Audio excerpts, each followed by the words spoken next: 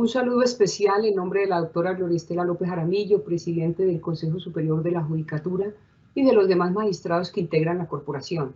Bienvenidos a esta conferencia virtual denominada La libre competencia como manifestación de la libertad de empresa y la libertad de empresa, una promesa de la Constitución de 1991, que hace parte del ciclo de capacitación en Derecho Civil y Comercial.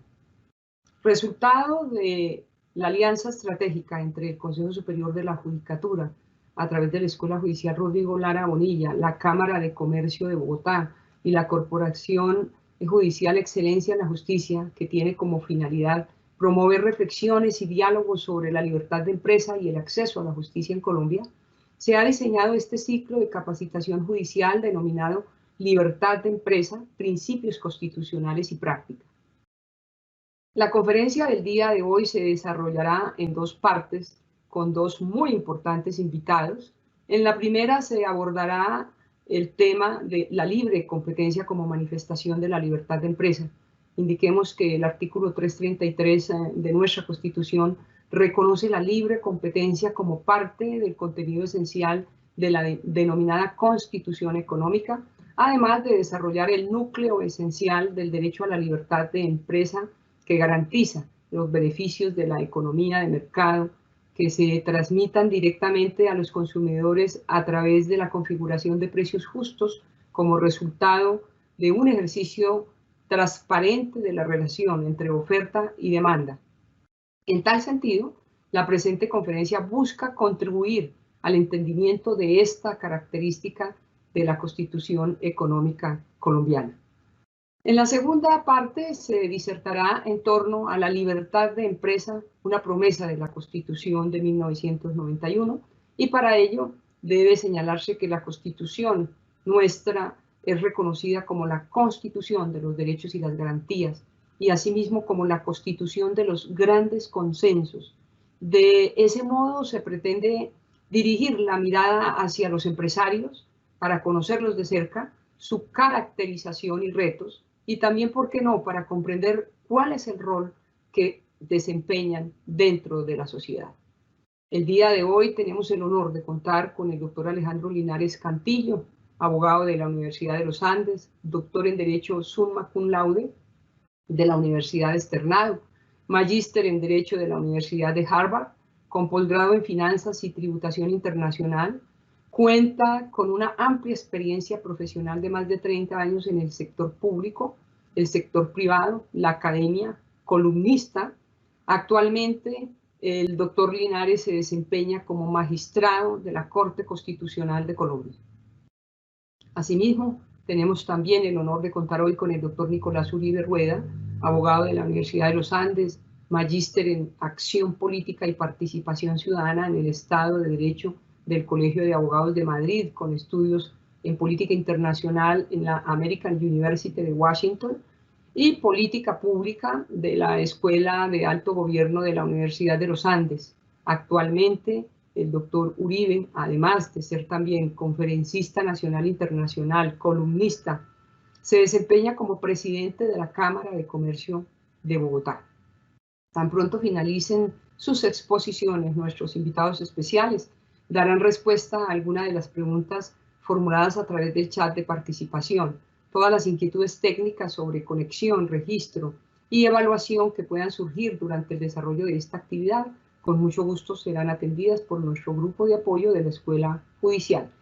Doctor Alejandro Linares Cantillo, es un honor tenerlo con nosotros. Bienvenido, tiene el uso de la palabra. Bueno, muy buenos días, doctora Marilucero.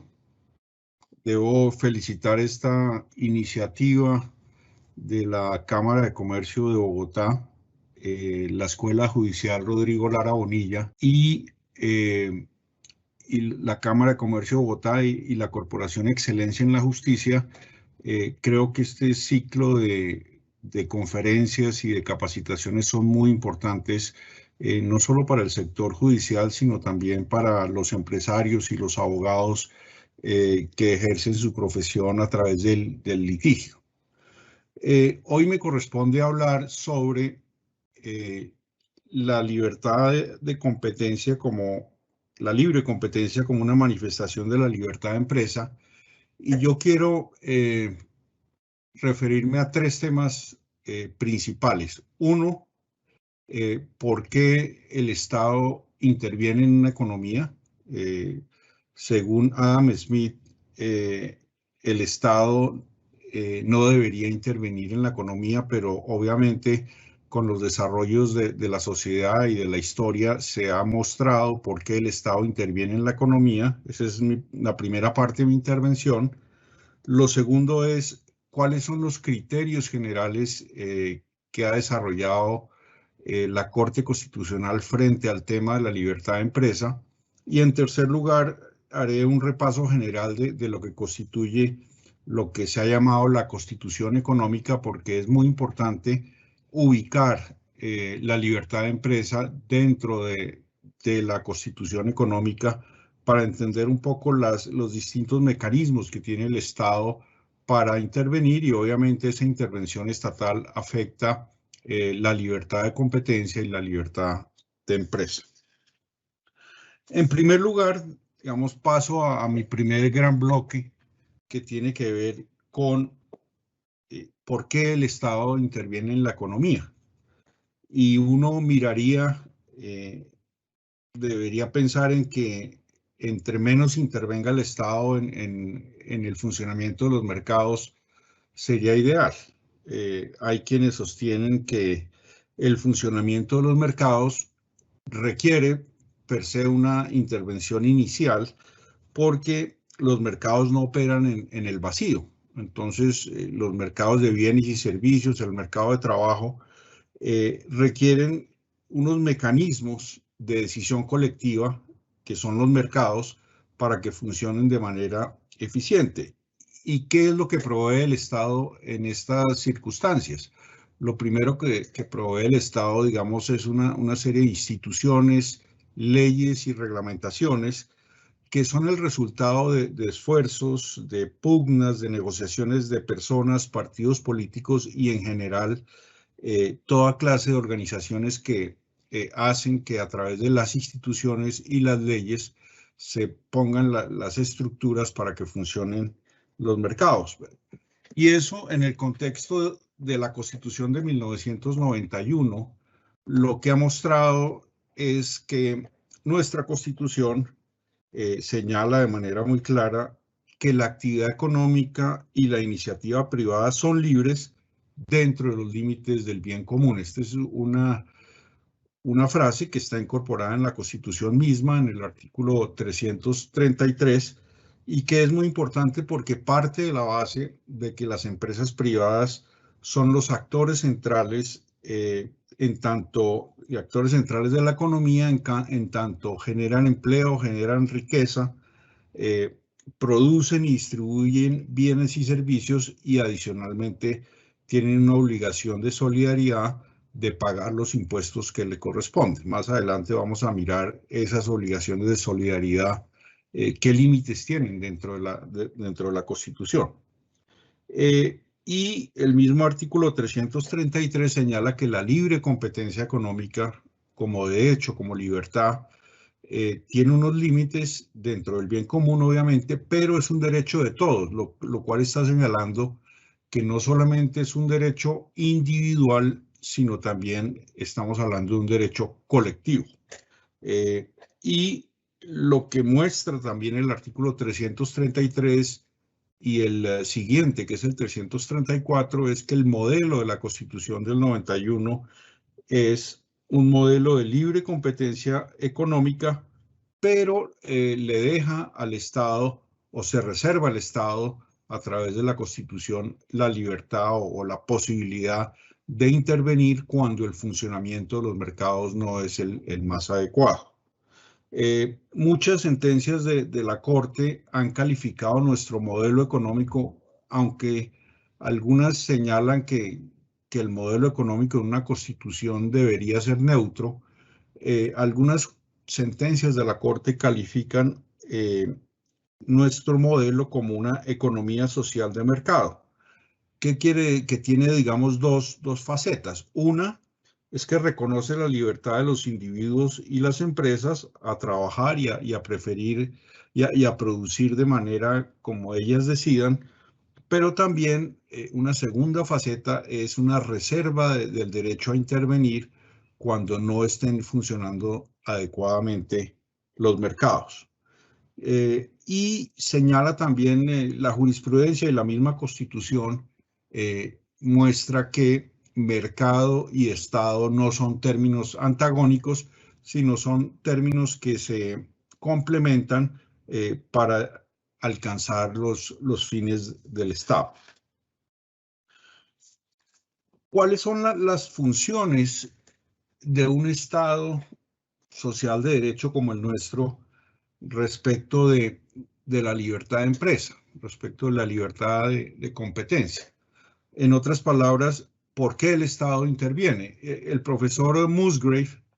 en su libro sobre Hacienda Pública, señala que hay tres funciones principales por las cuales un Estado debe intervenir en la economía. Una,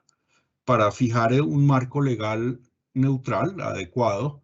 y proveer aquellos bienes que no provee el mercado. Esa es la función número uno, de asignación eficiente de los recursos escasos. La segunda función es una función redistributiva a través no solo de los impuestos, sino a través del gasto, y es una función en la cual el Estado debe proteger a los más débiles. Y una tercera función es la función de estabilidad macroeconómica, donde el Estado interviene a través de políticas macroeconómicas para alcanzar una estabilidad económica y un crecimiento adecuado.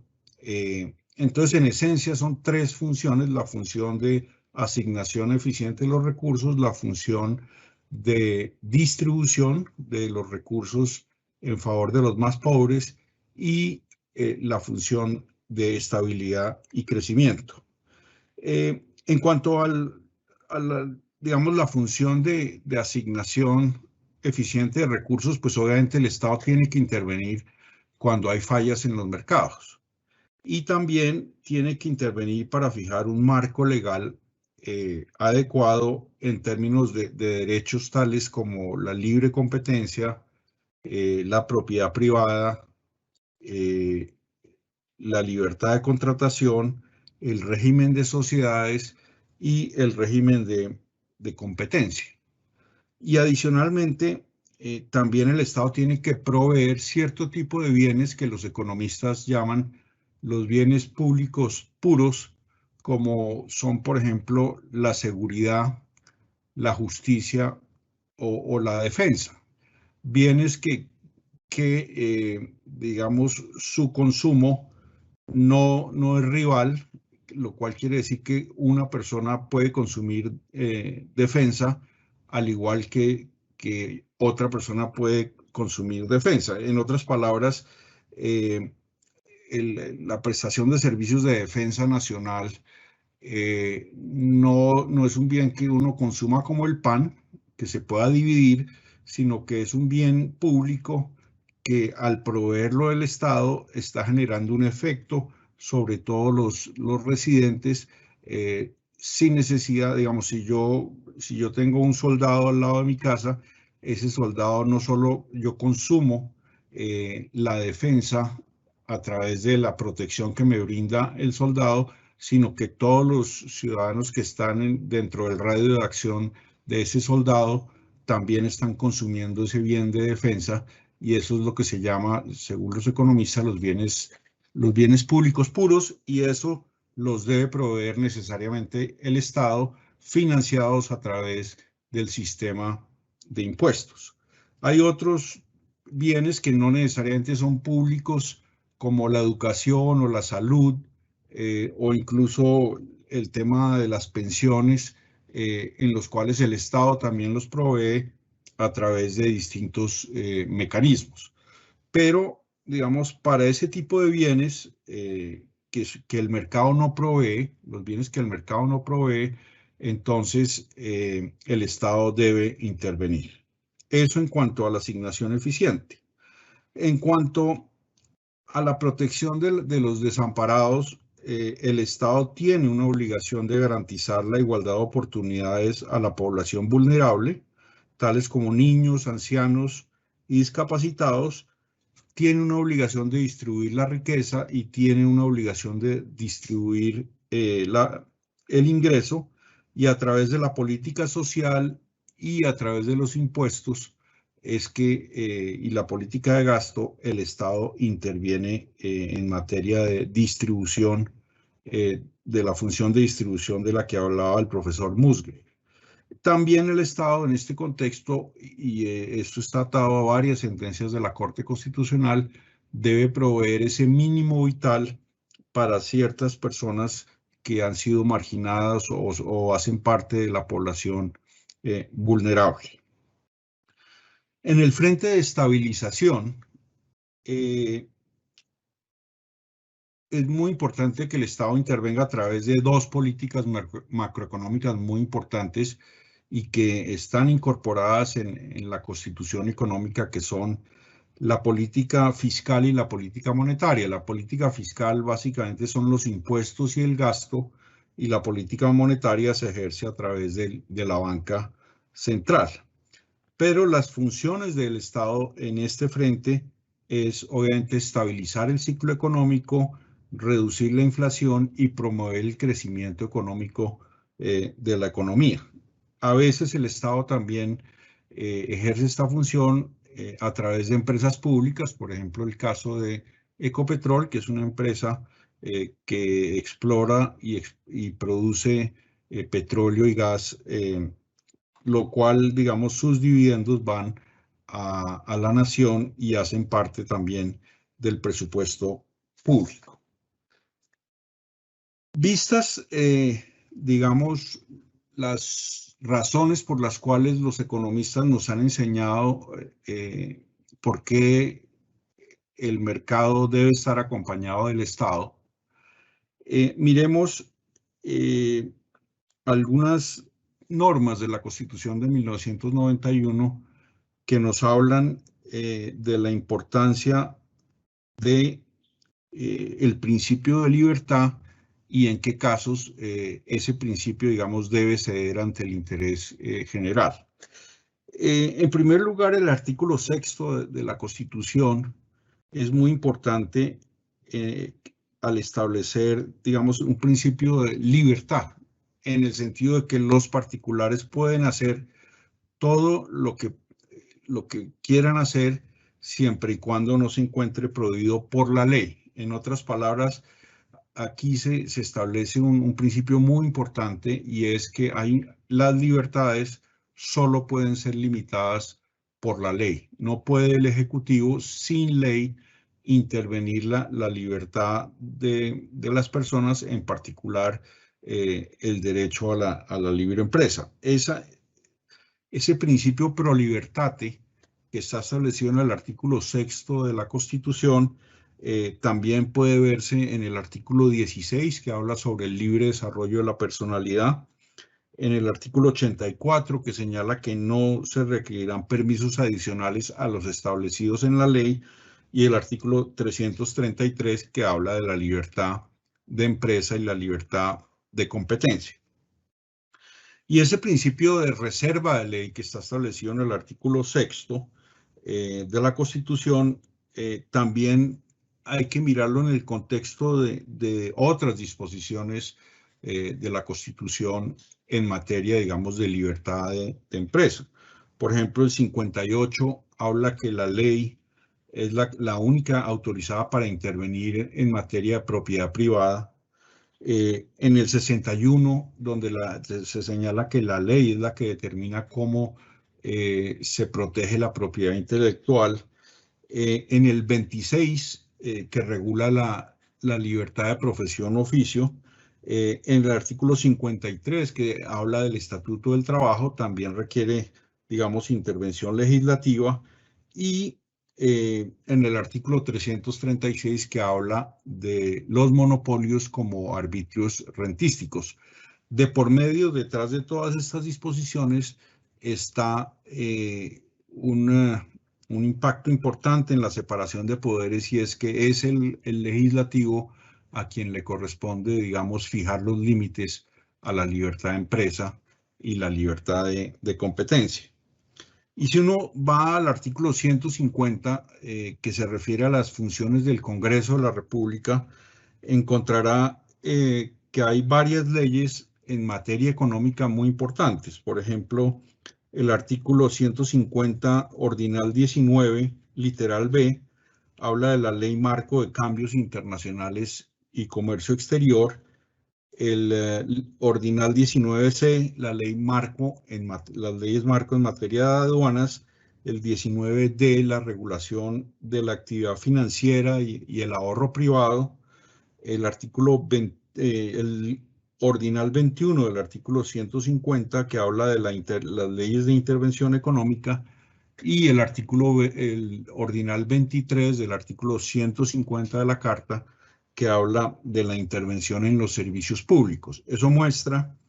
que dentro del modelo de la Constitución del 91 está el principio de la libertad, y esa libertad solo puede ser limitada a través de una ley expedida por el Congreso, excepcionalmente en decretos extraordinarios, pero en primer lugar a través del Congreso de la República. En la arquitectura de la Constitución del 91, obviamente se reconoce la libertad contractual, que es una libertad muy importante.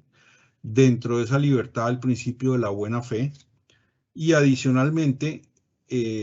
tanto la jurisprudencia como la misma Constitución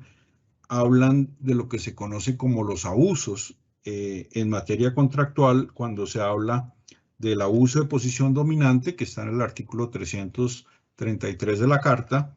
el abuso del derecho y el abuso de las personas en situación de debilidad. Esto se hace más palpable en las sentencias de tutela, en las cuales muchas veces la Corte ha establecido que cuando hay personas en situación de debilidad manifiesta, la libertad contractual tiene que ceder en virtud de la justicia material,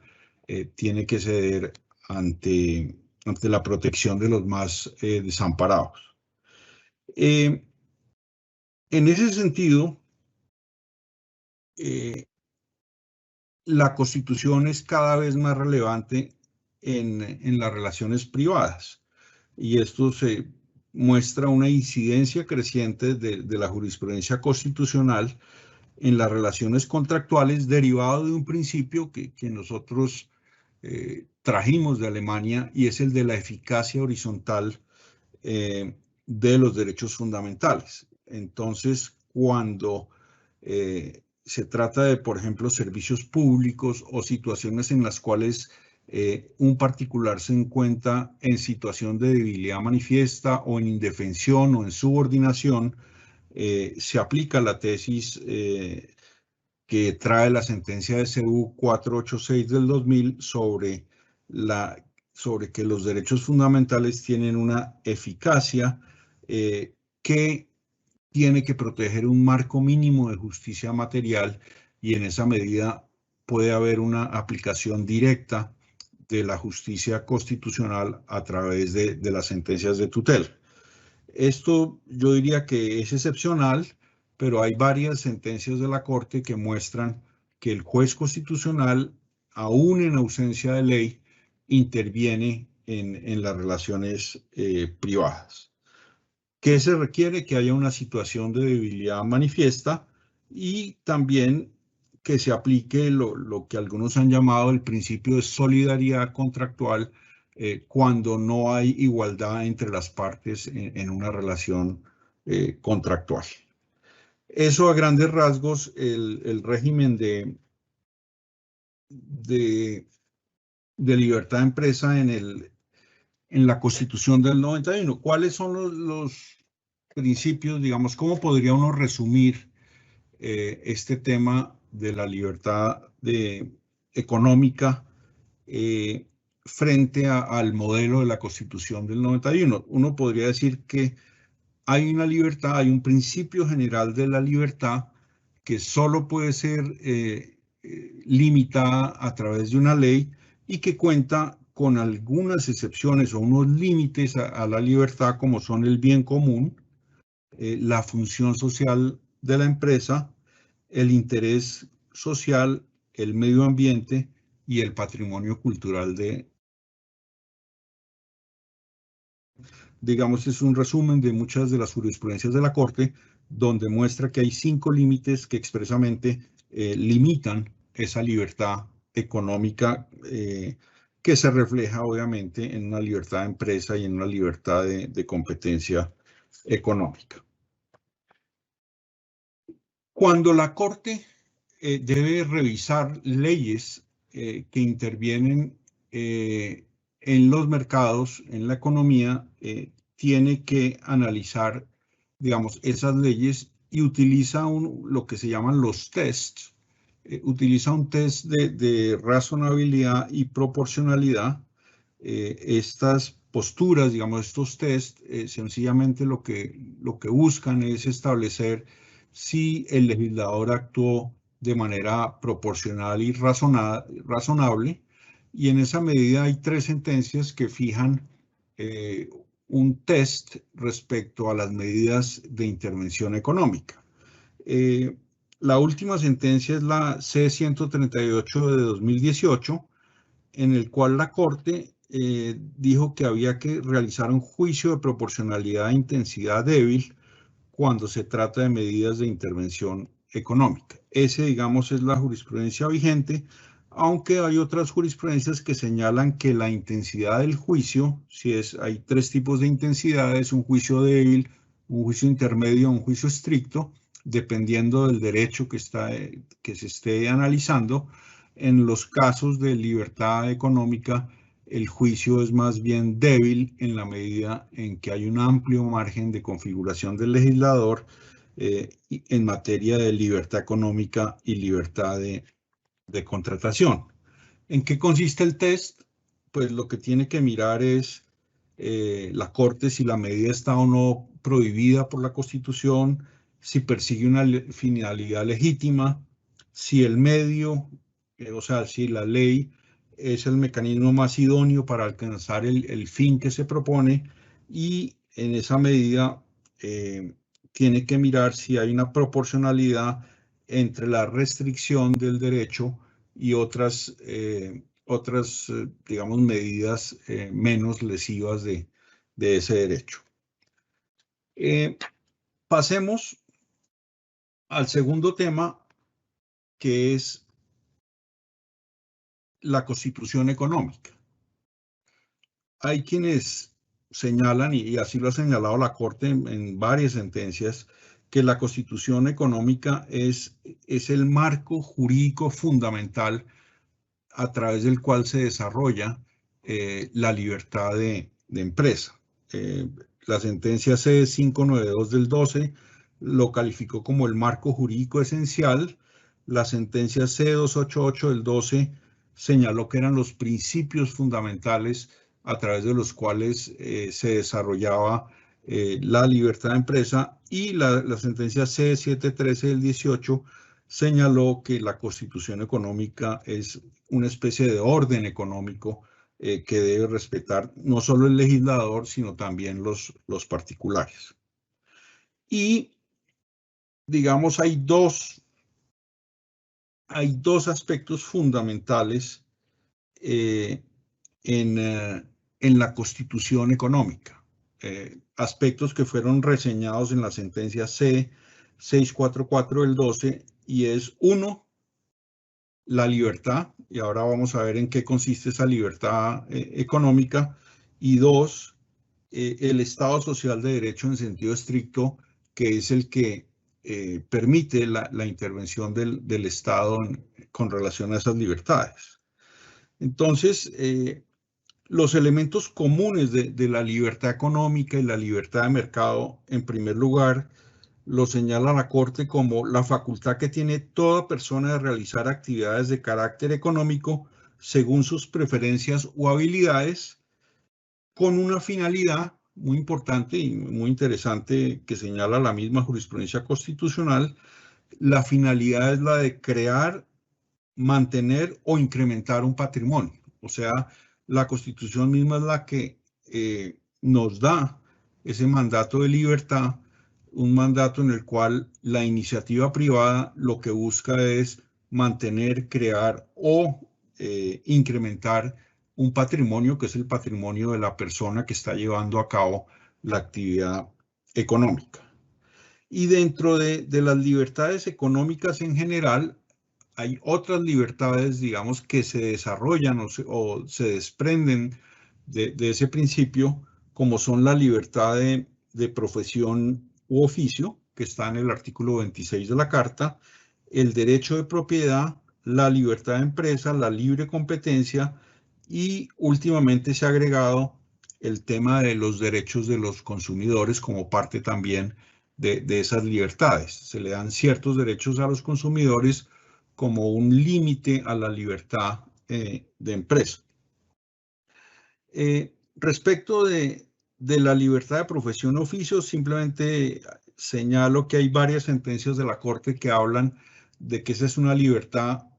que puede regular la ley, sobre todo en cierto tipo de profesiones que generan un riesgo social, pero que obedecen, la libertad obedece al plan de vida del individuo. Cada individuo puede desarrollar su vida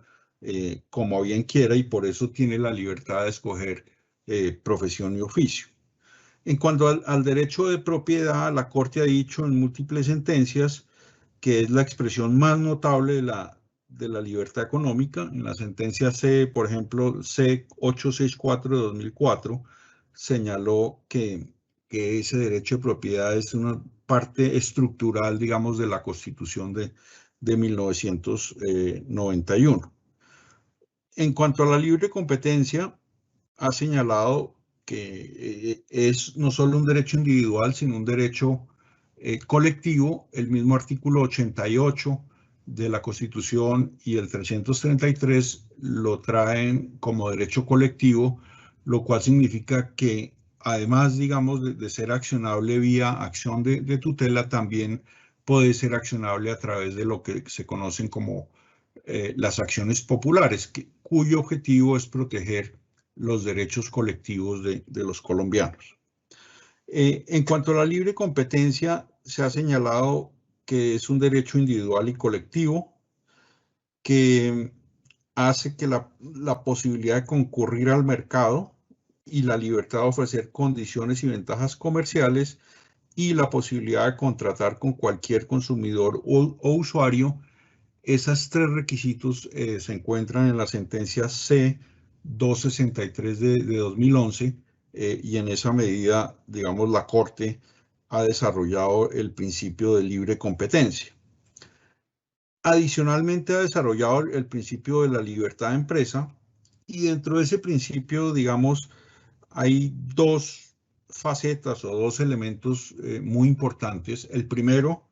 es que en la libertad de empresa es una libertad de iniciativa o de emprender, de acometer cualquier tipo de iniciativa, que obviamente que no esté prohibida por la Constitución o la ley, y desde el punto de vista instrumental, esa iniciativa se puede encauzar o se puede realizar a través de una organización, pero no dice a través de cuál forma jurídica, sino desde el punto de vista instrumental, esa iniciativa se enmarca en cualquier forma jurídica, llámese sociedad, llámese cualquier tipo de empresa, llámese una asociación. Lo importante es que hay una faceta, digamos, de libertad, de emprender, de acometer, y hay una faceta instrumental que dice que hace abstracción de la forma jurídica a través de la cual se lleve a cabo esa actividad. ¿Qué límites tienen estas libertades? Pues un límite que ya lo habíamos señalado. Yo tomo aquí una cita de la sentencia C228 de 2010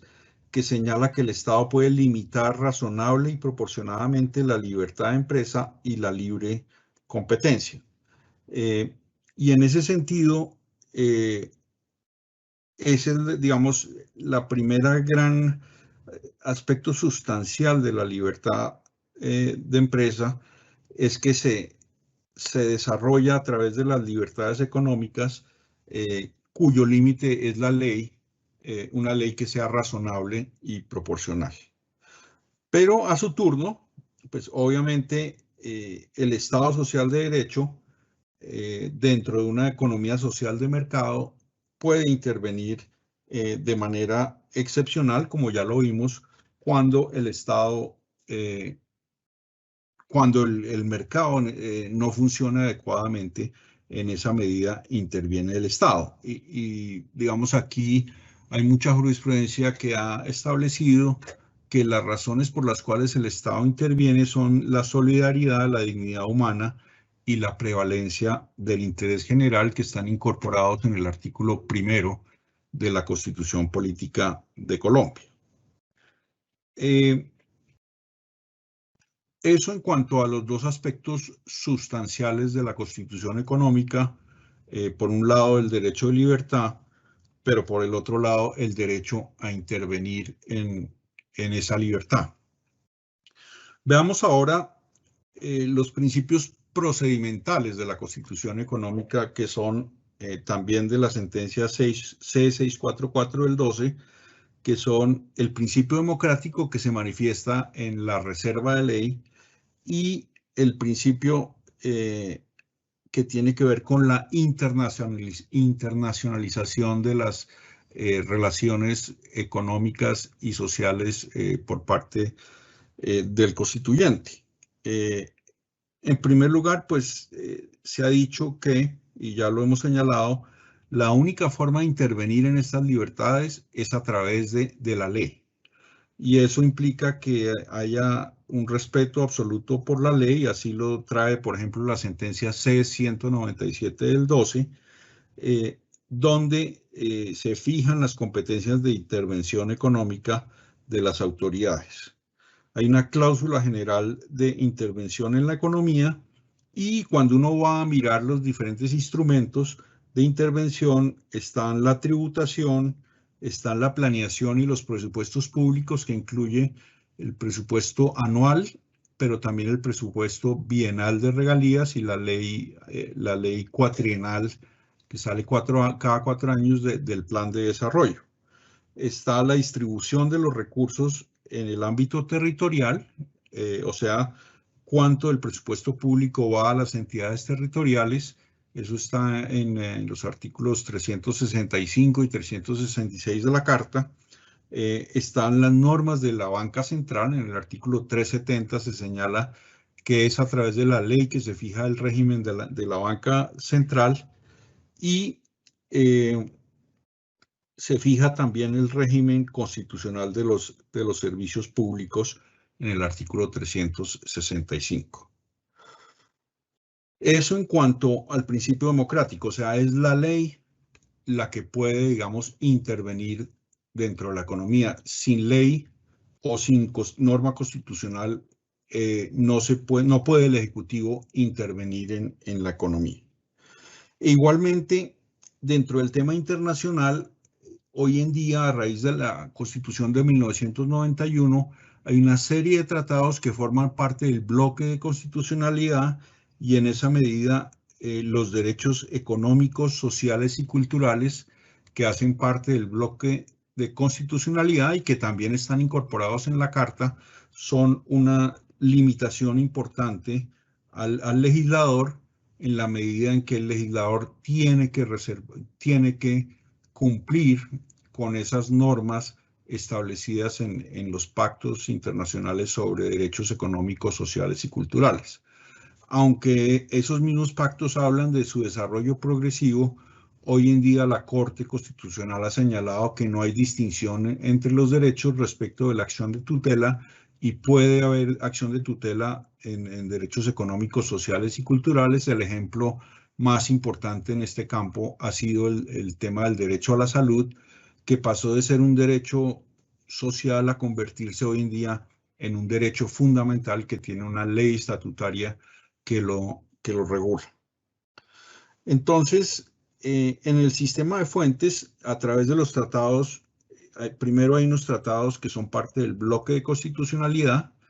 que son los que consagran derechos humanos, Y hay otros tratados de menor jerarquía que no son parte del bloque de constitucionalidad, que es el caso de los tratados de naturaleza económica, pero esos tratados también deben ser respetados por todos los órganos del Estado, porque en algunos casos podrían generar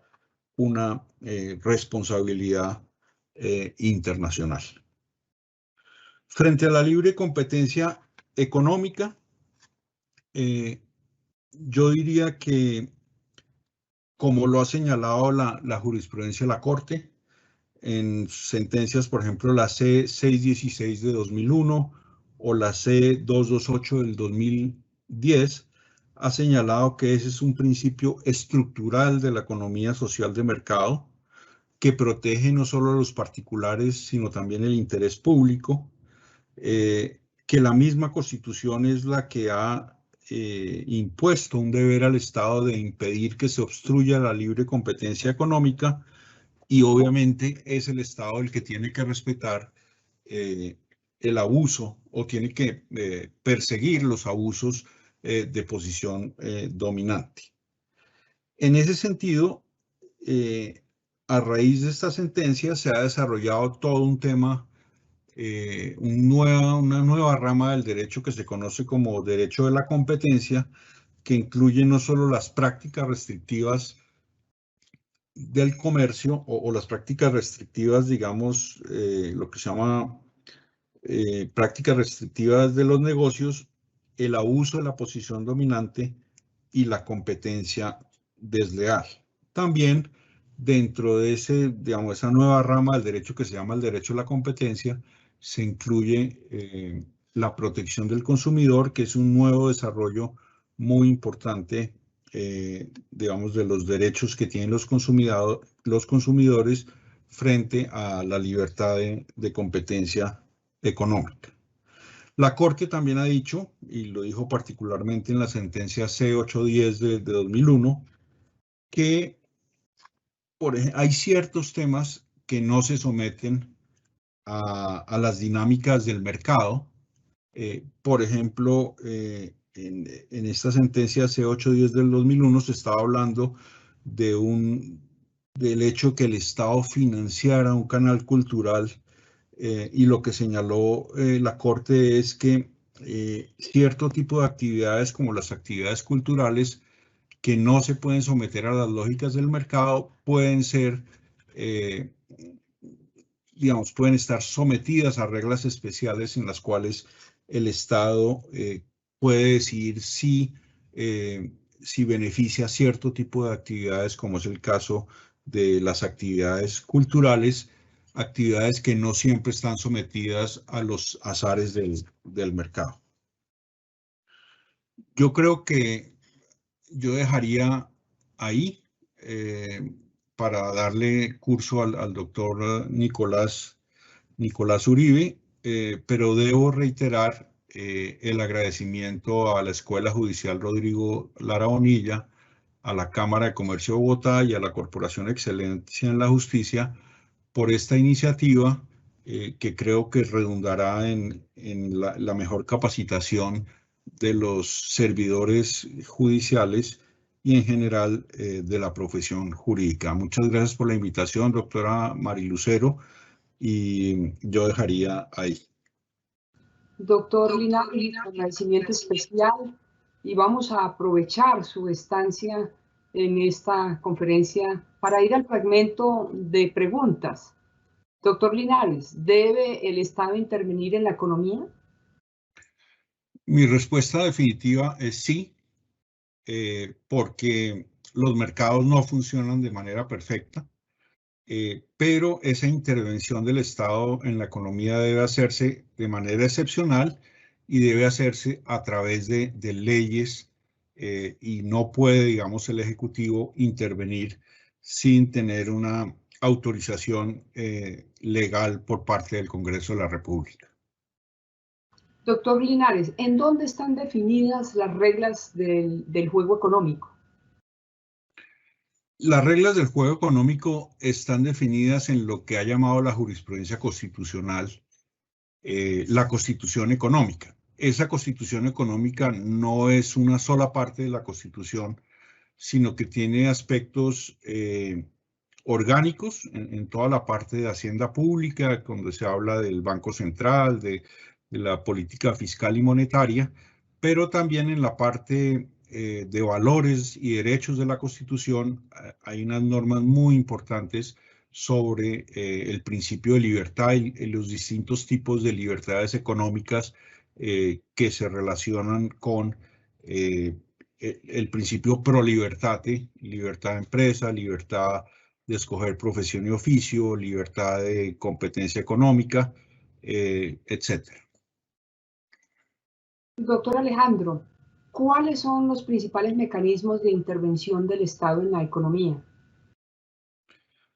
Fundamentalmente son los que están establecidos en la Constitución, pero que yo resumiría, como le resumió el profesor Musgrave, en tres, digamos, funciones básicas. Uno, proveer el marco legal para el desarrollo de los mercados y asignar eficientemente los recursos públicos, en particular proveer aquellos bienes que no puede proveer el mercado. Dos, una función de distribución del ingreso y de la riqueza.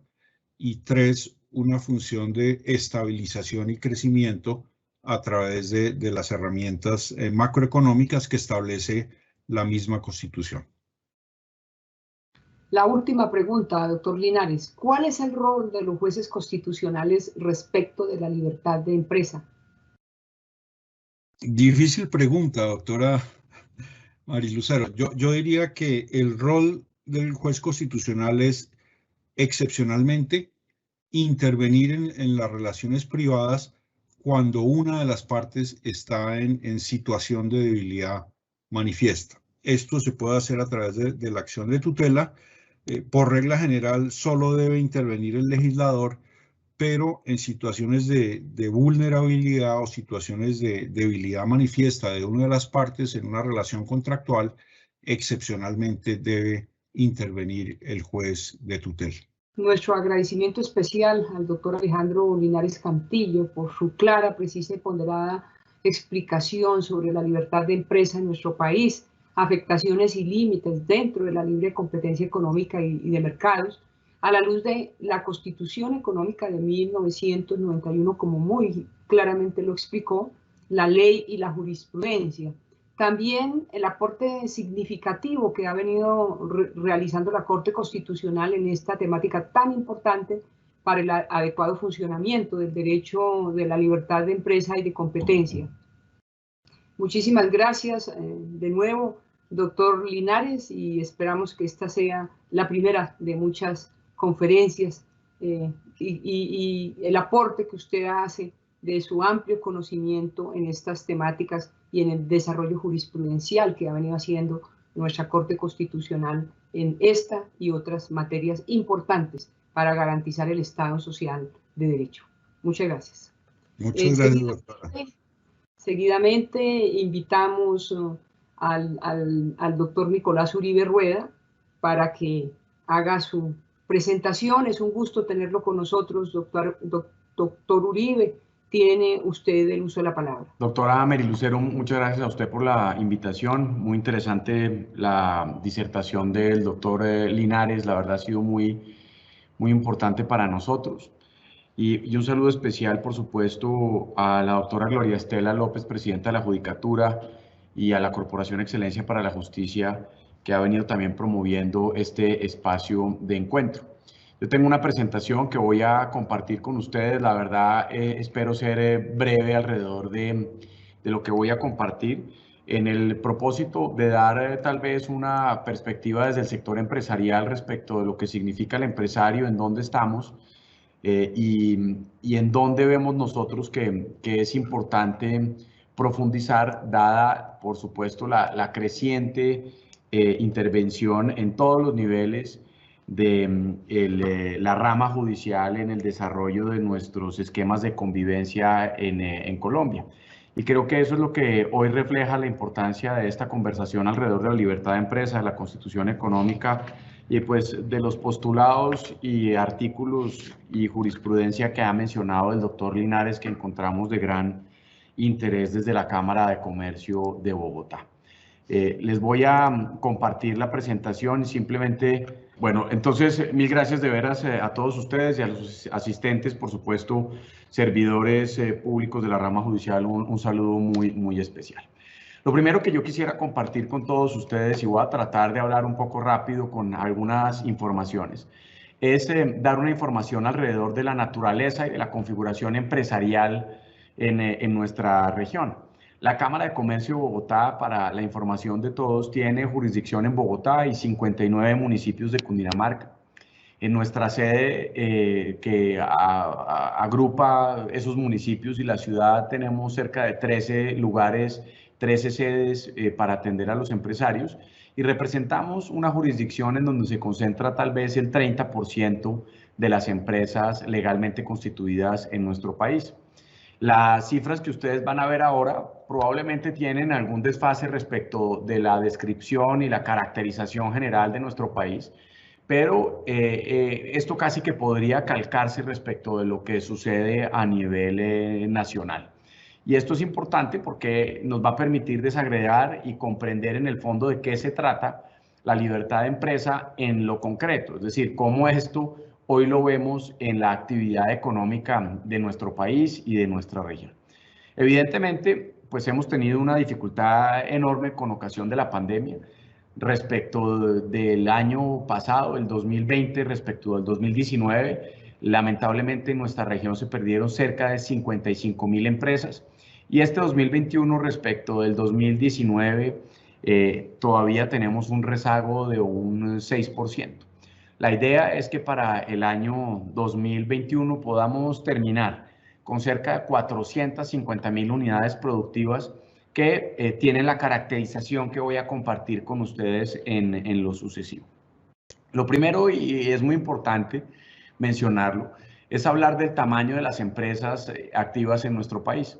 La mayoría de las personas, y en eso yo creo que nosotros debemos reconocer que ha hecho tal vez pedagogía por parte del sector empresarial, debemos reconocer que lamentablemente no hemos podido expresar verdaderamente quién es el sector empresarial en nuestro país. Y esta torta que ustedes ven a mano derecha es muy ilustrativa alrededor de esa configuración a la que yo denomino la base social empresarial de nuestro país. La verdad pura y dura, es que el 98% de las empresas que existen en Colombia son micro y pequeñas empresas. Si nosotros seguimos con el ejemplo al que yo vengo haciendo referencia, y es que en este 2021 pudiéramos terminar el año con cerca de 450.000 empresas,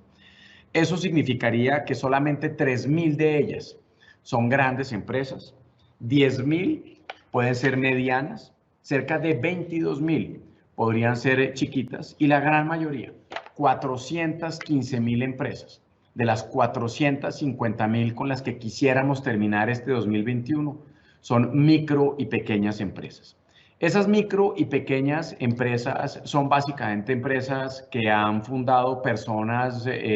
jóvenes. Entre los 26 y los 45 años de edad se concentra la gran mayoría de los emprendimientos y de las unidades productivas en nuestro país. Existe, a mi manera de ver, en donde una gran participación de las mujeres, a pesar de que está rezagada respecto de la de los hombres,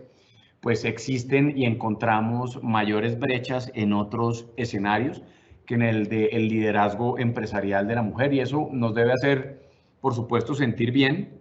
en la medida que en este como en otros ámbitos, claramente las dificultades para las mujeres en tanto tienen que asumir ese ejercicio de la economía de cuidado es todavía una dificultad que se debe superar en nuestra sociedad para llegar a superar esas brechas de las que hemos venido haciendo referencia.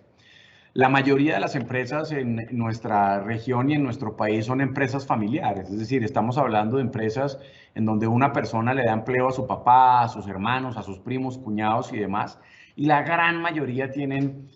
una duración en términos de cuánto perduran las empresas, una duración menor de 3 años. Y esto tiene que ver con las dificultades alrededor de los planes de negocio, tiene que ver, por supuesto, con las dificultades de acceso a liquidez, pero tiene que ver también con esas dificultades propias de crear empresa en un entorno complejo como el nuestro, en donde todos los días se coquetea de manera permanente con la informalidad.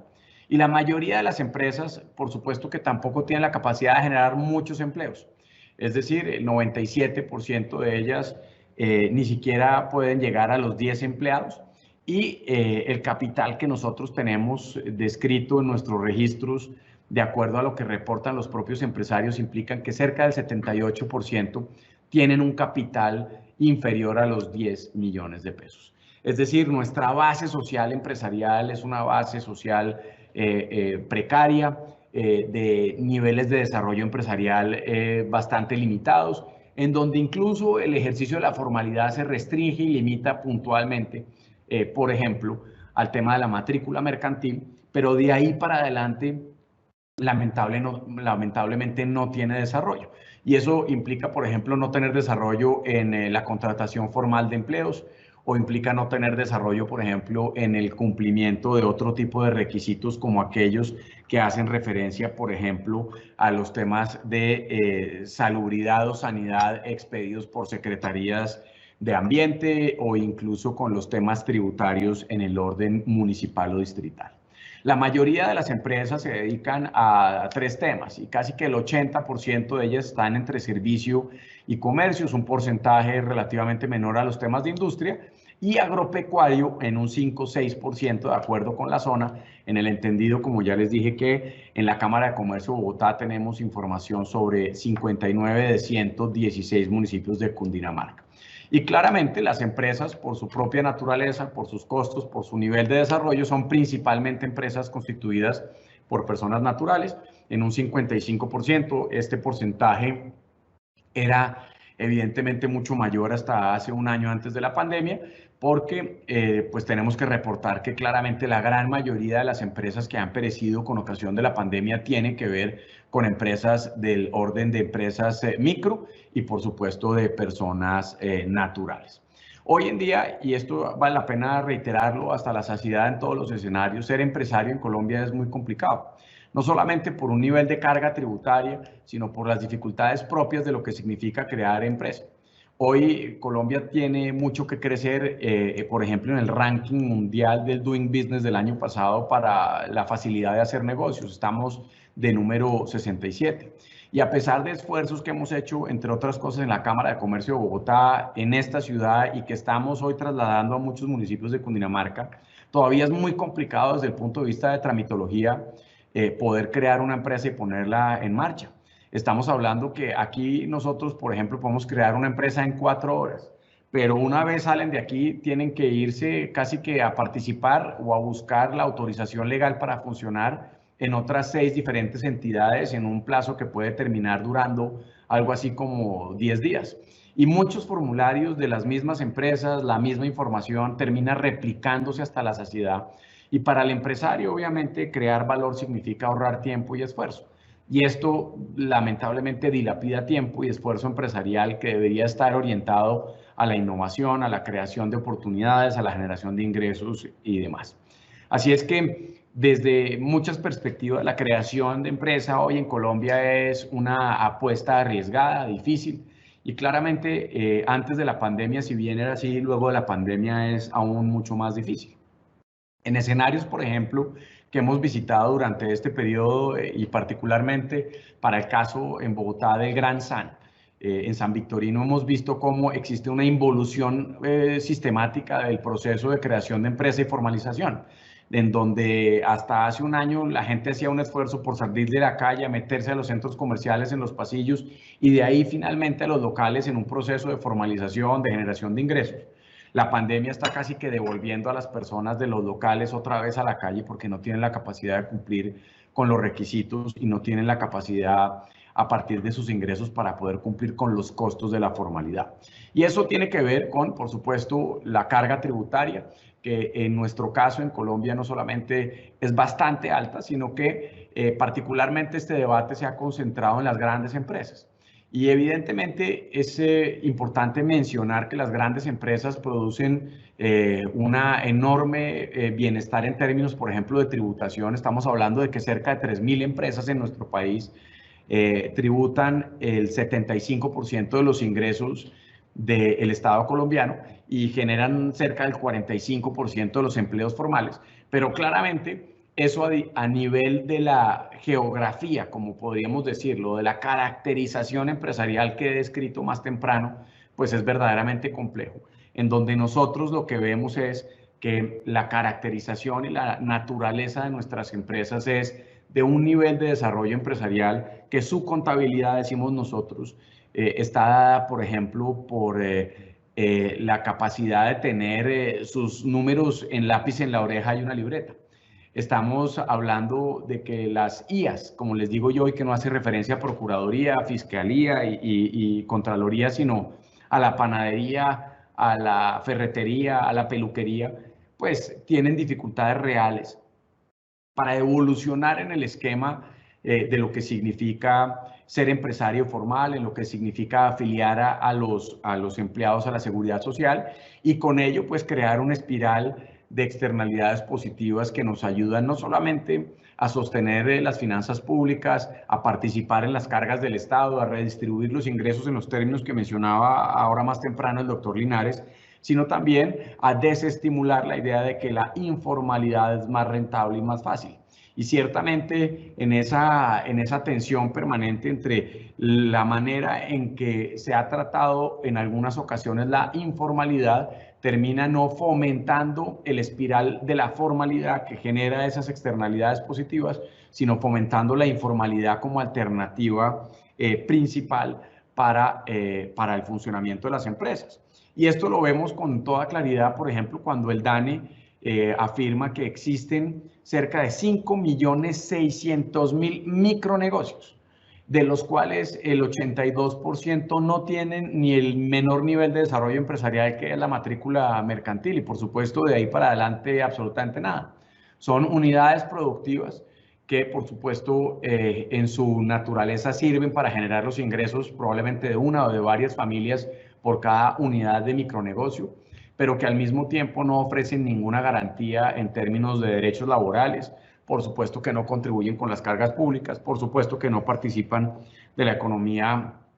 asociada a la formalidad, que es la economía que termina generando oportunidades reales en el largo plazo para superar la pobreza y para construir oportunidades para todos. Y si bien la informalidad no es censurable, por supuesto, y es una realidad, una expresión de nuestra realidad, de las dificultades de nuestra población y de la necesidad que tienen para generar ingresos, pues obviamente lo que sí es evidente es que necesitamos construir unos esquemas de una cancha mejor equilibrada entre lo formal y lo informal, no para simplemente estigmatizar a lo informal como a veces ocurre, sino para fomentar el valor de lo formal como la opción que genera no solamente una manera de relacionarse con el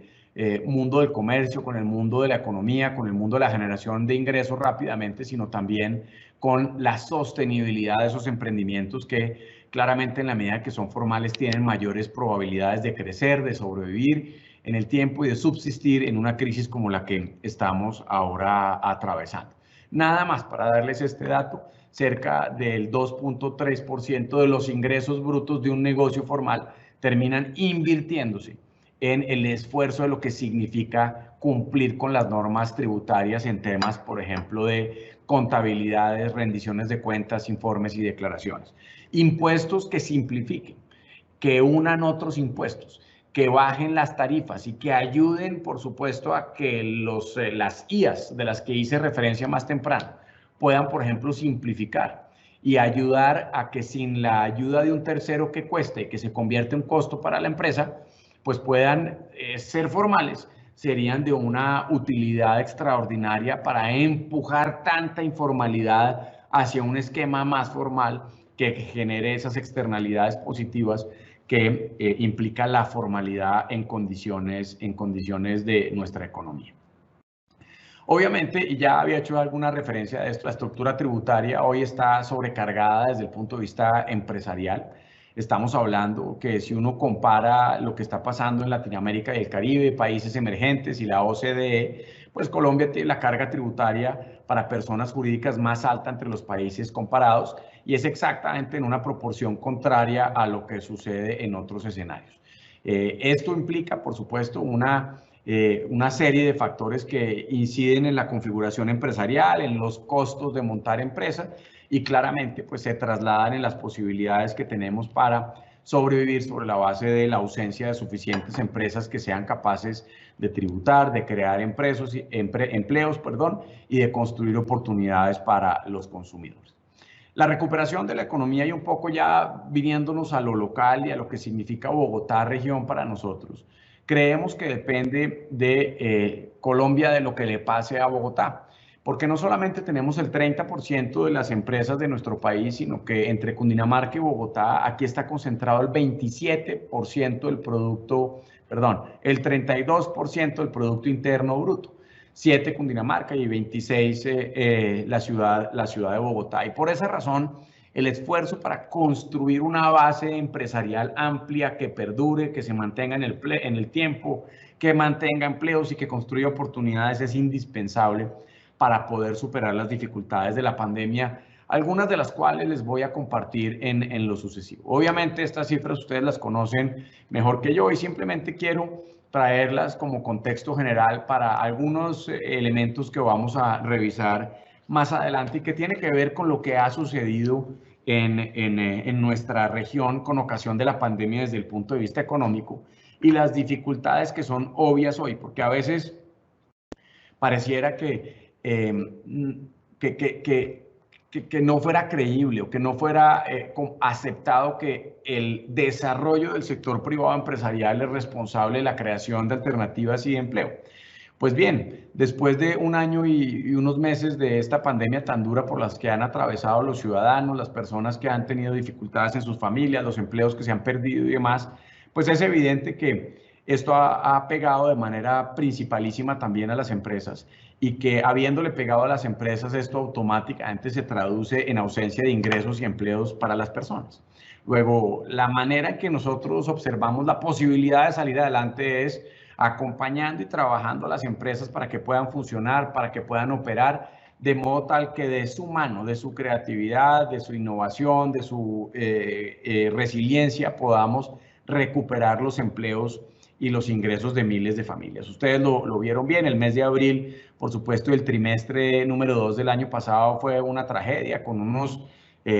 caídas en el PIB, en el Producto Interno Bruto desproporcionado respecto de lo que venía sucediendo en años anteriores y por supuesto el proceso de recuperación progresivo a medida que se iban recuperando las condiciones de apertura de la economía y de funcionamiento de las empresas. Claramente esto automáticamente le pega en primer lugar a las más chiquitas, primero le pega a los empleos informales y después le pega a las empresas formales que ya no pueden aguantar los costos que tenían que ser. En materia de lo que ha significado esto, esta debacle empresarial para nuestra región es verdaderamente angustioso. En los últimos indicadores, por ejemplo, del DANE alrededor de personas desempleadas, estamos hablando de que hoy Colombia tiene cerca de 3.4 millones de personas desempleadas y evidentemente para Bogotá esa cifra es enorme, con casi que 1 millón de desempleados, teniendo Bogotá casi que 1 de cada 3 desempleados en nuestro país, con unos incrementos graves que obligan a la necesidad de avanzar en el acompañamiento a las empresas en un contexto, por supuesto, como el que permite nuestra Constitución. Hay un tema que es de la mayor importancia y que tiene que ver con todas estas cosas que estamos discutiendo hoy, es el efecto, evidentemente, se ha trasladado a las familias en ingresos y en empleos, pero por supuesto se ha trasladado de manera gravísima a 2 sectores de la población o a un sector y particularmente a mujeres jóvenes que hoy asumen con mucha intensidad las dificultades del incremento de pobreza y el incremento de la informalidad y el incremento del desempleo en los jóvenes, siendo para el caso de Colombia pues un nivel verdaderamente grave para hombres jóvenes y muchísimo más grave para mujeres jóvenes, tanto a nivel nacional como a nivel de nuestra ciudad. Pensemos que hay cerca de 600.000 jóvenes que ni trabajan ni estudian para el mes de febrero de este año y el gran reto que tenemos desde el punto de vista empresarial es también construir las oportunidades para que esto pueda funcionar y para poder lograrlo, pues lo que tiene que haber es un contexto que sea favorable para la realización de negocios, en donde desde el punto de vista material existan las condiciones para operar. porque en últimas y pese a las dificultades y a las posibilidades de programas oficiales, nacionales, departamentales y distritales, lo cierto es que ningún presupuesto público y ningún programa oficial de ningún nivel territorial es suficiente para sustituir la actividad propia de la actividad empresarial en beneficio de la gente. Y por supuesto ha pasado algo similar con el tema de la pobreza en términos de incidencia de pobreza monetaria y pobreza extrema, en donde hemos retrocedido de manera grave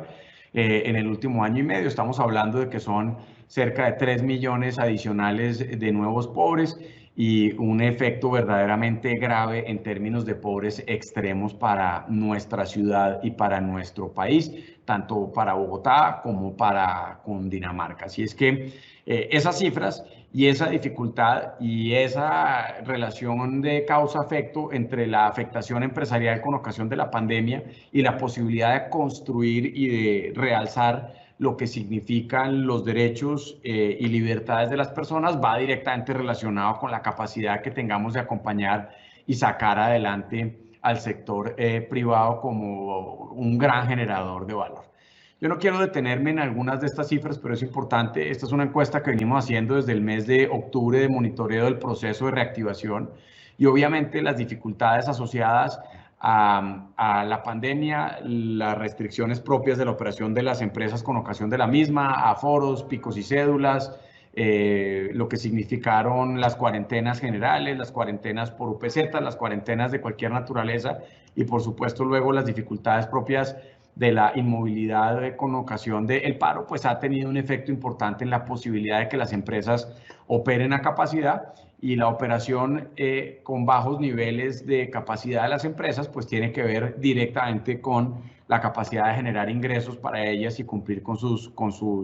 obligaciones. Lo cierto es que para esta base social empresarial, como he denominado yo lo que es la base empresarial de nuestra región, que son economías básicamente de mostrador, en donde el que no abre no trabaja y el que no trabaja no come, la posibilidad de no abrir durante varias semanas o tener clausurada la oportunidad material de funcionar tiene un impacto directo en el empleo y con niveles tan grandes de informalidad como lo que estamos viendo, pues claramente se castiga de entrada porque pues un empleo informal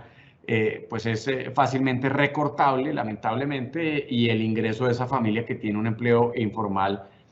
pues obviamente se afecta de manera automática. Las expectativas son graves alrededor de lo que viene a suceder a partir de la fecha respecto a los meses siguientes en términos de ventas, producción, pedidos, y esto pues obviamente tenemos que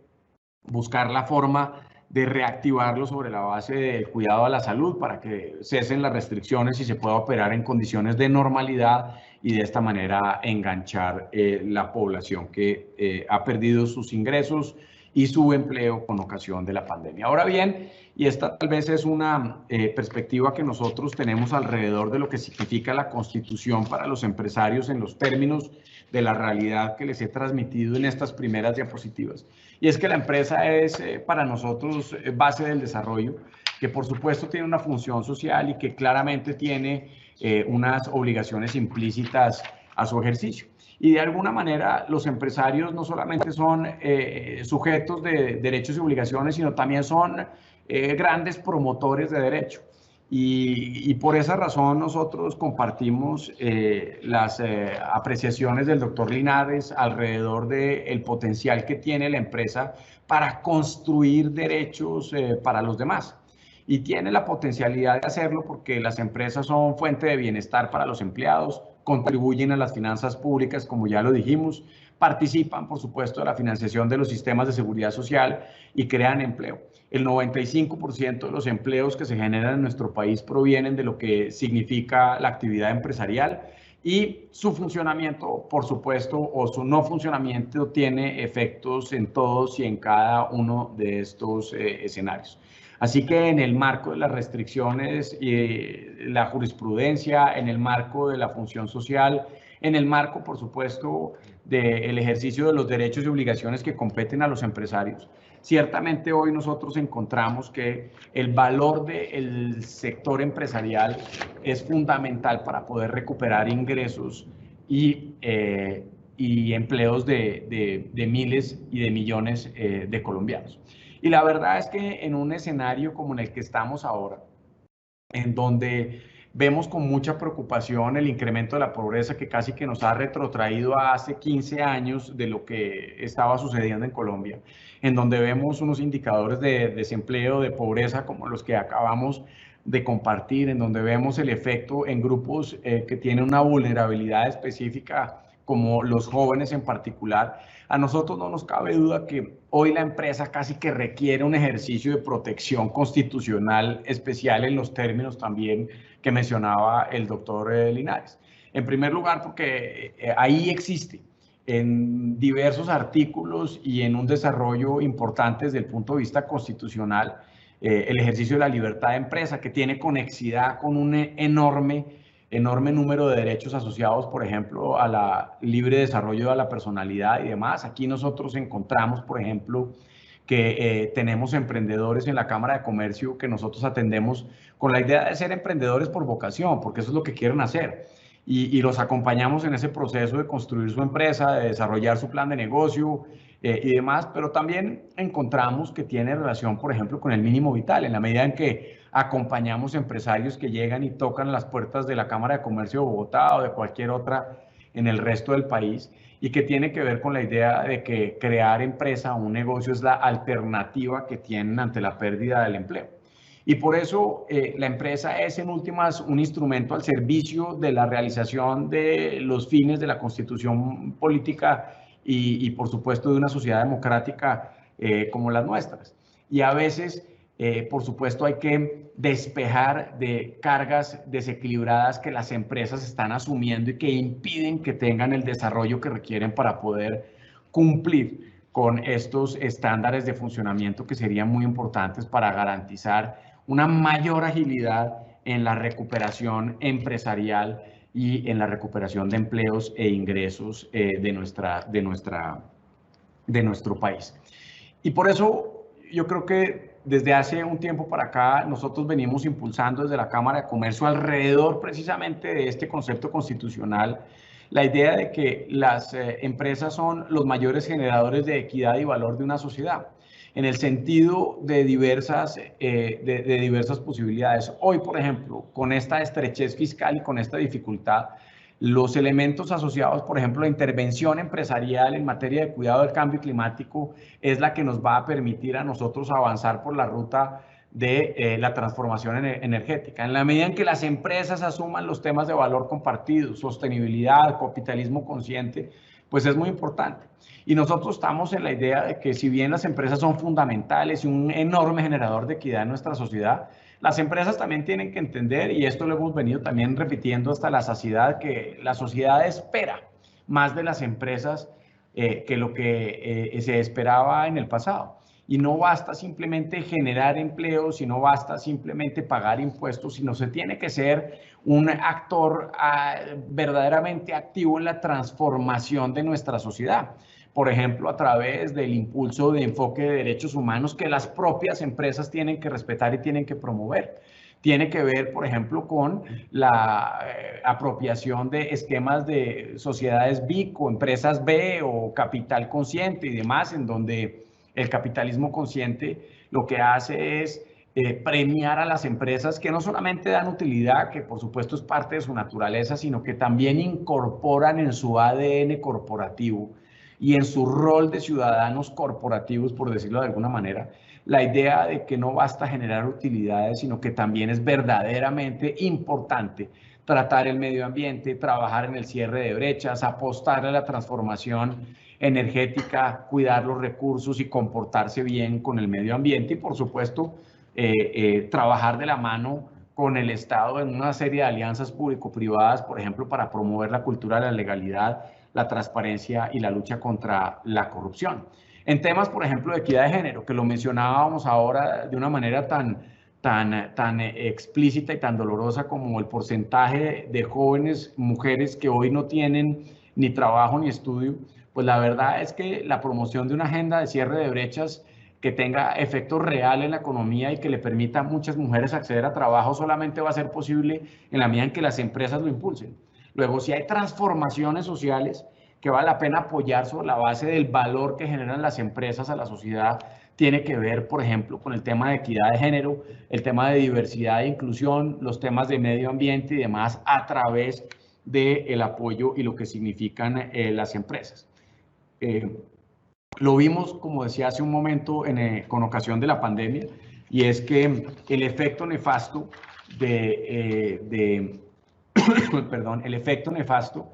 de los cierres y las dificultades para operar nos pasaron una factura costosísima en términos de empleos, ingresos y oportunidades que nos devuelven casi 10 años atrás en términos de porcentajes de pobreza extrema y pobreza monetaria. Y esa apuesta para la recuperación ágil, pues tiene que ser sobre la base del apoyo y el impulso al sector empresarial. Y desde esa perspectiva, pues nosotros hemos venido trabajando y creemos que esta perspectiva en donde el empresario sea un actor permanente para el cierre de brechas, en donde el empresario además comprenda que su rol en sociedad es completamente diferente al que como con perspectiva veíamos hace algunos años, pues es parte extraordinariamente importante de las posibilidades que tendríamos nosotros para poder recuperar tiempo perdido, para poder superar las brechas tan graves que tenemos y claramente volver a un escenario en donde cada vez menos personas tengan dificultades de ingreso y de oportunidades. Nosotros, y con esto voy a terminar, simplemente estamos encargados y nuestra misión, más allá del ejercicio de la administración de una serie de registros públicos en donde está el de la matrícula mercantil, pero otros más, como por ejemplo el Registro Nacional de Turismo, el único de proponentes, pues nos dedicamos a acompañar ese proceso empresarial con esto en mente, y es el de construirle los sueños a muchos empresarios para que estos a su vez puedan generar el valor que significa y adelantar su cadena de proveeduría al servicio de todos. Una pequeña ferretería, una granja en Cundinamarca, una IA, una ferretería, una peluquería, genera un valor extraordinario desde el punto de vista social en términos de lo que significa realización de los derechos fundamentales de la cadena de valor que cada micronegocio o negocio significa para ellos. Y por eso simplemente quería mencionarles que nosotros hoy tenemos más de 680 servicios que prestamos a los empresarios. En el último año hemos atendido más de 450,000 personas en todas las dimensiones de lo que significa el apoyo empresarial, desde la persona que, como decía hace un minuto, tiene la idea de montar un negocio y necesita hacer su plan, identificar el core de su negocio, en dónde debe trabajar, hasta grandes empresas que requieren hacer grandes transformaciones o que están empeñadas en temas de innovación. Últimamente y desde el mes de febrero lanzamos nuestro programa CREAR, que es un instrumento al servicio del acceso a la liquidez, que lo que busca es no solamente tener una línea de crédito en donde ya hemos desembolsado cerca de 40,000 millones de pesos, sino que podamos acompañar en ese proceso de desarrollo empresarial a muchos negocios chiquitos, de modo tal que con contabilidad puedan volverse también luego sujetos de crédito en el futuro y tener acceso a diferentes instrumentos de liquidez. Tenemos programas sectoriales para aquellos lugares y sectores más golpeados como restaurantes, como la gente de la moda o del arte, que han tenido unas dificultades, por supuesto, muy grandes. Y también hace un par de semanas hicimos público un escenario que los invito también a consultar, que es el termómetro de la reactivación, que es una página con acceso a la información de las cifras más importantes para tener una aproximación de lo que hoy es el proceso de reactivación, cómo va el tema de salud, pero cómo va el tema económico, de empleo, de importaciones y demás, con lo cual podemos tener una visión verdaderamente amplia del proceso de reactivación en nuestra región. Obviamente, ustedes lo conocen, nosotros tenemos nuestro centro de arbitraje y conciliación con el ánimo de participar en el proceso de solución pacífica de conflictos, y no solamente alrededor de los temas arbitrales, sino también de conciliación, y con programas tan importantes como el programa Hermes, que en el año 2020 empezó con cerca de 460 colegios en el acompañamiento de resolución de conflictos, o con las brigadas que hacemos también en los lugares de la ciudad y de Cundinamarca para ayudar a resolver conflictos de convivencia en nuestra ciudad. Y de esta manera, pues termino, yo no quería aburrirlos, creo que he sido juicioso con el tema del tiempo, y de esta manera, pues quisiera agradecerles a ustedes, doctora Mary Lucero, muchas gracias, y esta tal vez era la introducción que en el marco de este ejercicio de conversaciones que ustedes van a tener, puede localizar y precisar qué es lo que significa el sector empresarial en nuestra región, en dónde estamos, en dónde deben darse los grandes esfuerzos y por supuesto reiterar que desde la Cámara de Comercio estamos trabajando sobre todo en esa base de la pirámide, en ese 98%, porque como bien lo dice mi señora en un ejemplo que aplica, y es que hay que cuidar los centavos porque los pesos se cuidan solos. La mayoría de las empresas se pueden cuidar solas. Hoy necesitamos un esfuerzo extraordinario para cuidar y acompañar a esas microempresas que tienen dificultades permaneciendo en el esquema de la formalidad, porque sabemos que pues haber perdido 55.000 empresas el año inmediatamente anterior fue muy doloroso, que no solamente son unidades productivas que generan ingresos para sus propietarios, sino que tienen una cadena de renta que afecta a miles de personas que son proveedores, que son clientes y que significan en la práctica una enorme dificultad para superar las dificultades que tenemos. Así es que simplemente con una última idea me despido antes de las preguntas que no sé si tengan, doctora Mary Lucero, pero tiene que ver con la idea general de que el sector empresarial es un sector que contribuye en el marco constitucional a la realización de los derechos fundamentales de la persona, y que el ejercicio de la libertad de empresa hoy, si bien es un ejercicio que es muy importante, tiene una conexidad material con muchos derechos fundamentales, como ya lo mencioné, y que por esa precisa razón también toca defender y toca garantizar para la mayoría de los ciudadanos, y que en un entorno, y con esto ya finalizo, y que en un entorno de dificultades pospandemia como el que estamos viviendo y de tanta convulsión nacional, pues es claro que el sector privado y el sector empresarial tienen un rol que cumplir para la satisfacción de esas necesidades y para la construcción de oportunidades para los colombianos. Así que mil gracias a usted y como le digo, espero no haberme salido del libreto de los 30 minutos que tenía disponibles para conversar. Muchísimas gracias a usted, doctor Nicolás Uribe, por hacernos esta disertación del panorama nacional empresarial y que pues nos deja preocupados a todos. Vamos al fragmento de preguntas, doctor Nicolás.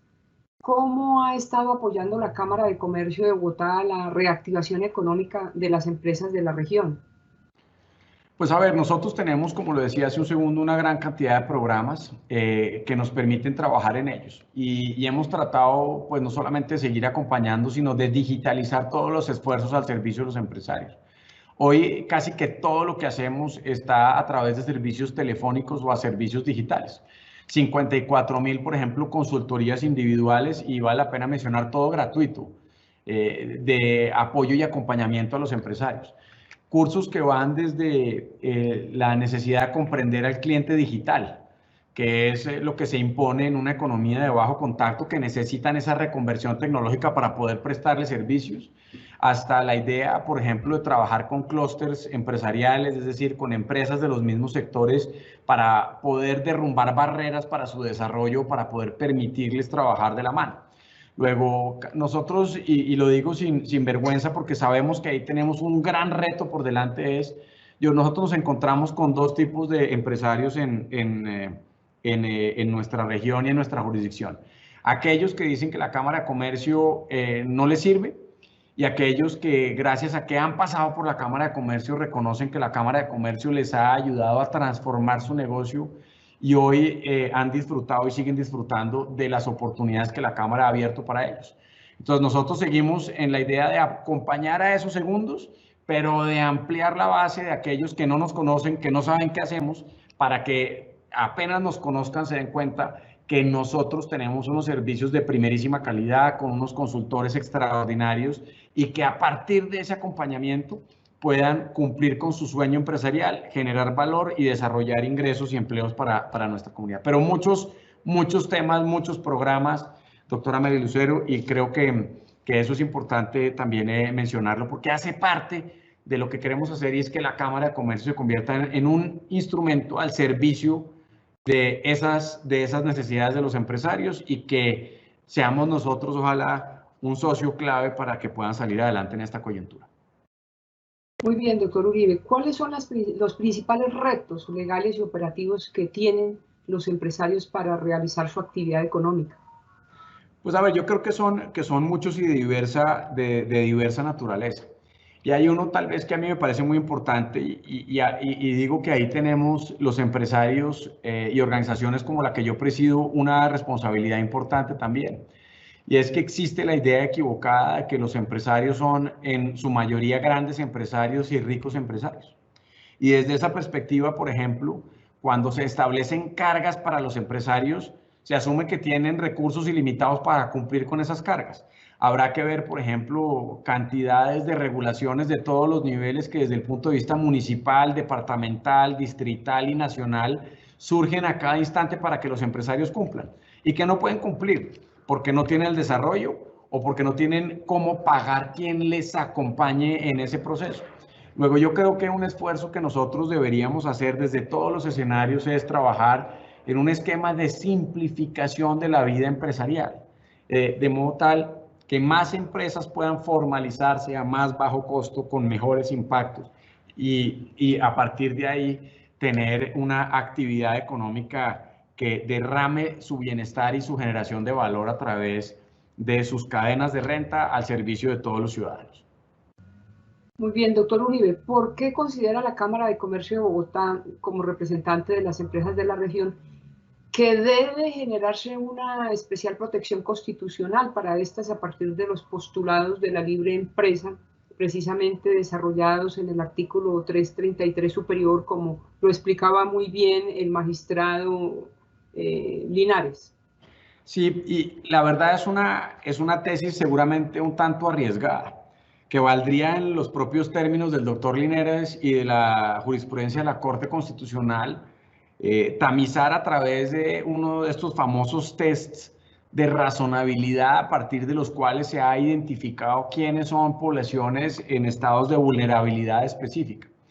Y lo que nosotros hemos visto en el sector empresarial, doctora Mary Lucero, es verdaderamente esperanzador. Por una parte, en el sentido de que vemos cómo hay gente pidiendo créditos para pagar la nómina, sin saber si puede abrir mañana, por ejemplo, pero al mismo tiempo en el nivel de angustia que tienen los empresarios para salir adelante. Y desde esa perspectiva, la protección constitucional al empresariado es fundamental para evitar continuar con una senda que a veces se impone de manera desproporcionada al establecerle cargas sistemáticas a los empresarios respecto del entorno de los negocios o de las condiciones de la prestación de servicios.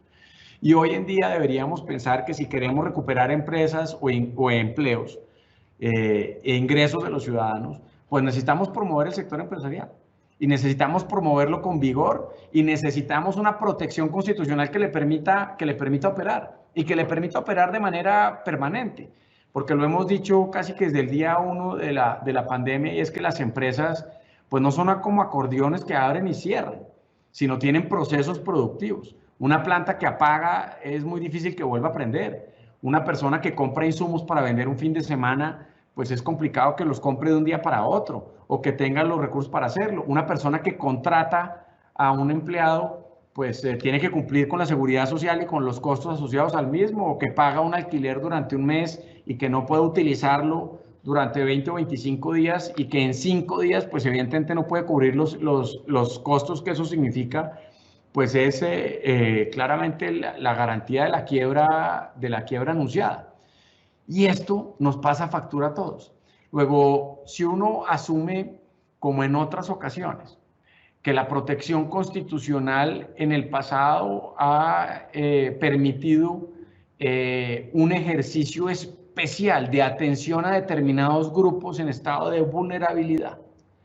hoy en día el sector empresarial está en una condición de vulnerabilidad verdaderamente complicada. Y eso nos debería a nosotros al menos empezar con una reflexión alrededor de cómo impulsamos un esquema que nos permita ayudar a espantar fantasmas trámites innecesarios, cargas que son absolutamente imposibles de sobrellevar para los empresarios, con el ánimo, por ejemplo, de que estos puedan sobrevivir y mantener empleos formales que son los que terminan generando valor extraordinario y oportunidades para todos. Entonces va como en esa línea, doctora Mary Lucero, la idea de impulsar o de trabajar una tesis sobre la cual el empresario hoy debería ser sujeto de protección constitucional reforzada por parte de los jueces y por supuesto por parte de las autoridades que tienen la oportunidad de configurar el entorno de funcionamiento de las empresas en nuestro país. Doctor Uribe, hay una pregunta que me hacen de Boyacá. Usted que ha hablado hoy de la equidad de género, del emprendimiento de las mujeres, ¿qué programas tiene la Cámara de Comercio para propiciar emprendimientos de las mujeres rurales, trabajadoras, que no tienen conocimientos en el manejo de las tecnologías de la información y las comunicaciones? ¿Qué podría hacer la Cámara de Comercio en este tema? Sí, ese tema verdaderamente para nosotros es fundamental. Y a medida que se junten determinados elementos son aún más agresivos con las poblaciones que tienen esas características. Si uno encuentra, por ejemplo, una mujer joven, rural, pues tiene mayores índices de desempleo, mayores brechas para la construcción de oportunidades que una mujer urbana en una ciudad como Bogotá o en una gran ciudad. Y claramente ahí tiene que haber un enfoque muy importante para poder trabajar y ayudar. En la Cámara de Comercio no hemos venido no solamente promoviendo el empleo femenino, nosotros tenemos cerca del 56% de nuestros funcionarios son mujeres, más del 60% de la gente que hace parte de los comités de alto nivel y de los directivos de la Cámara son mujeres, sino que también estamos desarrollando programas específicos para las mujeres en todas las dimensiones. Uno de ellos, particularmente en un tema en donde la desconexión es aún mayor y la brecha es enorme, al igual que en el sector rural, es el tema de la tecnología. Las mujeres creen, o más bien, los hombres en su mayoría o nuestro entorno cree que las mujeres, por ejemplo, no deben tener las mismas oportunidades o no deben participar con las mismas condiciones que los hombres en los temas de tecnología. Y eso ha sido una enorme dificultad, porque hacia allá es hasta donde está yendo el mundo en estas condiciones. Si hay algo en lo que tenemos que reforzar nuestro trabajo es en el tema, por supuesto, de apropiación de tecnologías. Y ahí tenemos, por ejemplo, programas como Mujeres Tech, pero en donde mujeres exitosas en temas de tecnología están acompañando a otras mujeres que son líderes empresariales a la apropiación de contenidos tecnológicos. Y esto lo ato con una cosa puntual y en el mundo rural también. Hace apenas unos meses nos reuníamos, por ejemplo, con una cooperativa de mujeres en Guatavita que hacía quesos y yogures. Y esas mujeres entendieron también que la realidad en ese momento era dejar de vender lo que estaban haciendo para empezar a treparse en las nuevas tecnologías. Y trabajamos de la mano con ellas para lograr encontrar mercados susceptibles de la venta de esos productos, mujeres campesinas, a través de nuevas tecnologías. Luego, aquí hay mucho para hacer, muchos derechos por recuperar, muchos recursos para que esto sea necesario y, por supuesto, la Cámara está trabajando en ello con unos alcances que, como reitero, son limitados en el entendido de la gran depresión por la que atravesamos, pero con el ánimo de poder convertirnos en esos socios. Y claramente hay mucho que hacer. Tenemos nuestros clústeres agropecuarios en donde podemos trabajar y trabajamos con ellos de manera permanente y entendemos que departamentos como Boyacá, de donde viene la pregunta, o como regiones nuestras de nuestra jurisdicción, como el municipio de Ubaté, que durante estos 15 días la ha pasado muy mal con ocasión de estos bloqueos y particularmente asociado a ese potencial lácteo que había, o que hay, pues hay mucho para trabajar puntualmente con mujeres, quienes han pagado la factura más costosa con ocasión de la pandemia y nos va a tratar también mucho tiempo en recuperar esa superación de brechas como se había logrado en los últimos años. Doctor Nicolás Uribe Rueda, un agradecimiento especial por su clara disertación, como usted lo dijo, sobre la verdad pura y dura de las empresas constituidas en nuestro país, así como las microempresas y pequeñas empresas de jóvenes, mujeres emprendedoras que desafortunadamente no perduran en el tiempo por todas las circunstancias que usted ha señalado, así como los micronegocios con una base muy precaria y que no participan en las cargas públicas y que no subsisten en el tiempo por esas dificultades. Una informalidad rampante que no contribuye a la asignación eficiente de recursos ni a la generación de desarrollo, de empleo de nuestro país. El efecto negativo de la pandemia en nuestra economía, que es nefasto, como usted lo ha manifestado, con el cierre de muchas empresas y un enorme crecimiento del desempleo, con cerca de 3 millones de nuevos pobres, como usted bien lo mencionaba, con toda esta cantidad de cifras que nos deja un panorama pues desalentador con todo lo que está pasando en Colombia, unido o más bien incrementado con la crisis generada por la pandemia. Usted ha explicado hoy de cómo es de necesario trabajar de la mano de todas las instituciones del Estado para las transformaciones sociales, la equidad de género, y que se hace con el impulso empresarial sin duda para comenzar a cerrar las brechas tan grandes que tenemos. Sabemos que el sector empresarial contribuye de una manera significativa al cumplimiento de los derechos de los ciudadanos, como la seguridad alimentaria, la generación de empleo, la generación de ingreso, entre otras. Así que, doctor Nicolás, muy importante la disertación tan clara, ponderada que usted nos ha hecho en el día de hoy para conocer la realidad de no solo de Bogotá, sino de nuestro país. También agradecemos a los servidores y servidoras judiciales y a todas las personas que actúan en el sector justicia y que se han interesado en esta conferencia. Los invitamos también a que nos sigan a través de nuestras redes sociales como Facebook, Instagram, Twitter y YouTube, donde podrán encontrar información sobre todas nuestras videoconferencias, además de otras noticias de interés. Importante tema para afrontar los desafíos y retos de la crisis generada por la pandemia. Muchísimas gracias. Feliz resto de día para todos y para todas.